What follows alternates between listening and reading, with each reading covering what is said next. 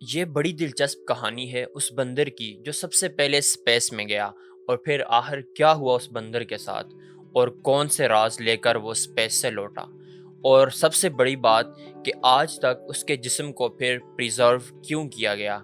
آج کی اس مسٹری کے اندر ہم یہ ساری باتیں جانیں گے۔ So let's begin. ہم ایک نارمل چمپینزی تھا جس کو 2 سال کی عمر میں یو ایس ایئر فورس نے خریدا، اور اس کے بعد اس کی ٹریننگ سٹارٹ کی۔ اس کو چھوٹے چھوٹے ٹاسک کے اندر انوالو کرتے تھے، اور پھر اس کی ٹریننگ کو آہستہ آہستہ ایڈوانس لیول پر لے کے جانے کی کوشش کی۔ یہ بڑا سمارٹ تھا، اس وجہ سے یہ ساری چیزوں کو بہت جلد سیکھ جاتا تھا۔ کچھ عرصے کے بعد جب اس کی ٹریننگ مکمل ہوئی تو پھر اس کو اسپیس کے اندر بھیجنے کا پلان تیار کیا گیا۔ یہ بڑا حیران تھا کہ آخر کس منزل کی طرف اس کو بھیجا جا رہا ہے، اور پھر 1961 کے اندر اس کو لانچ کیا گیا۔ یہ راکٹ اس چمپینزی کو لے کر ہواؤں کو چیرتا ہوا بلندیوں کی طرف جا رہا تھا، جس میں تنے تنہا ایک معصوم چمپینزی تھا۔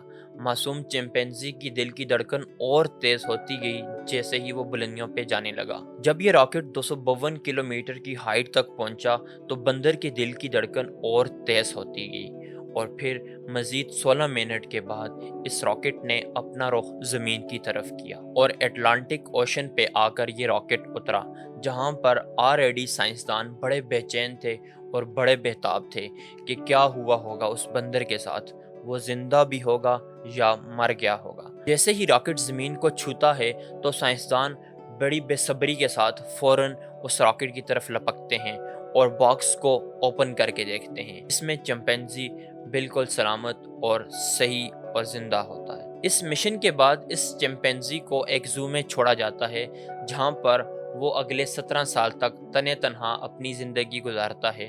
وہ دوسرے چمپینزی بندروں کے ساتھ بالکل بھی گھل مل نہیں پاتا، سوشلائز نہیں ہو پاتا۔ سب سے انٹرسٹنگ بات کہ اس چمپینزی کے مرنے کے بعد اس کے جو فوسلز ریمین ہیں وہ آج تک میوزیم کی زینت بنے ہوئے ہیں۔ اس مشن کا مقصد یہ تھا کہ اگر کوئی انسان یا جاندار چیز جب سپیس میں جائے تو کیا وہ زندہ رہ سکتی ہے، سپیس کا کیا امپیکٹ آئے گا اس کی باڈی پر، اور کیسے وہ سروائیو کرے گا۔ یہ سارے راز جاننے کے لیے اس بندر کو سپیس کی طرف روانہ کیا گیا تھا۔ اس چمپینزی کی یہ کنٹریبیوشن ایک بہادری کا سمبل ہے، جس نے انسانوں کے لیے نئے دروازے کھول دیے، اور پھر سپیس ایئر کرافٹ میں بے شمار انسان پہنچے اور یونیورس کے رازوں سے پردہ چاک کیا۔ اس طرح کا مزید مسٹیریس کانٹینٹ جاننے کے لیے آپ ہمارے چینل کو سبسکرائب کر سکتے ہیں۔